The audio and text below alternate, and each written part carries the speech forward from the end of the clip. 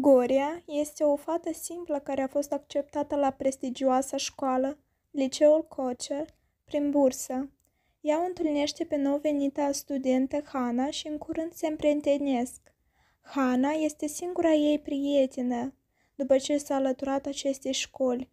Goria o avertizează pe Hana să fie conștientă de F4 nesăbuit. F4 este grupul celor mai prestigioși și influenți 4 elevi ai acestei școli ce joacă un joc și îi agresează pe cei care se opun prin alți elevi ai școlii.